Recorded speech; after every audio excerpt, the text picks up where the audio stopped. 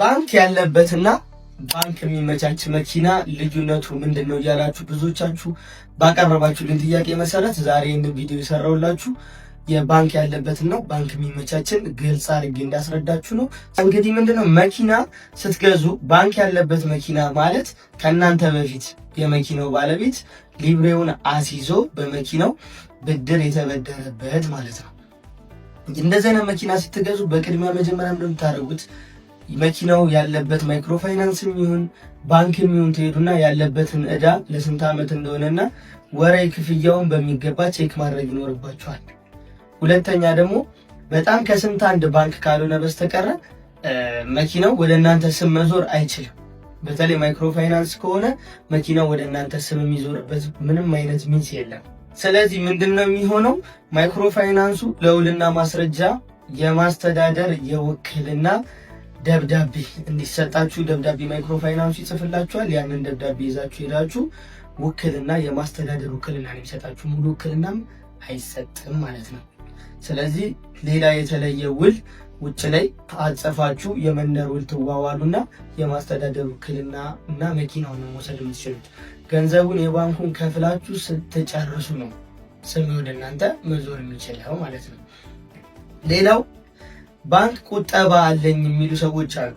ቁጠባ ቢኖርም ማይክሮ ፋይናንሱ እናንተ በየወሩ ከፍላችሁ አመቱ ላይ ብሩን ከፍላችሁ ስትጨርሱ ለእናንተ አይደለም የቁጠባውን ብር መጨረሻ ላይ የሚሰጣችሁ። አሁንም የሚሰጠው መጀመሪያ ለተበደረው ሰውዬ ነው፣ ለቁጠባው ማለት ነው። ስለዚህ ሂሳቡ ላይ ያ የሚቀነስበት ምንም አይነት ሚንስ የለም፣ ወደ ገዢው አይሰጥም ማለት ነው። ስለዚህ ባንክ የሌለበት ደግሞ በስማችሁ ደግሞ የተለያዩ መሸጫ ቤቶችም ሚዲያዎችም ላይ ደግሞ እንደምታዩት በስማችሁ ባንክ ይመቻቻል ማለት ደግሞ መኪናውን ገዝታችሁ ባላችሁ ካሽ ለምሳሌ የ1,400,000 ብር መኪና ብትገዙ 700,000 ብር ባንክ ቢወጣ 700,000 ብር ደግሞ በቅድሚያ መጀመሪያ ካሽ እንደከፈላችሁ መኪናው ወደ እናንተ ስም ይዞራል ማለት ነው።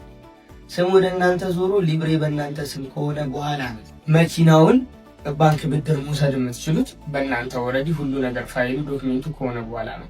ስለዚህ ለሻጭ ምንድነው መሸጫ ቤት ከሆነ መኪናውን አትወስዱትም። ያው መሸጫ ቤት ውስጥ መኪናው እንደቆመ ፕሮሰሱ አልቆ የባንኩ ብድር ወጥቶ ብሩን ስትሰጧቸው መኪናውን ይሰጧቸዋል። ግለሰብ ላይ ግን ውጭ ላይ የምትገበያዩ ከሆነ ሁለታችሁ ተስማምታችሁ ገለልተኛ ወገን ጋር መኪናውን ታቆሙትና ከሁለታችሁ ውጭ ሌላ ሰው መጥቶ ወይም አንዳችሁ ሄዳችሁ መኪናውን መውሰድ እንዳትችሉ ሆኖ ውል ትዋዋላላችሁ ውጭ ላይ። የባንክ ፕሮሰሱ አልቆ ለባለቤቱ ቀሪውን ብር ስትከፍሉት መኪናውን ተወስዳላችሁ ማለት ነው። ስለዚህ ሁለት አይነት ነው ያለበት፣ አለ የሚመቻች አለ። እናንተ የተመቻችሁ መግዛት ትችላላችሁ።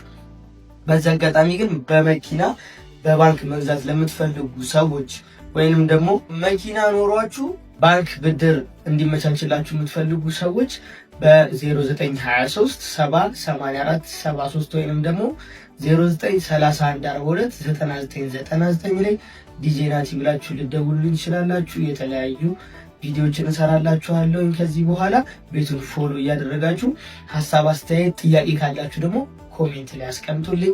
ሰላም ነው።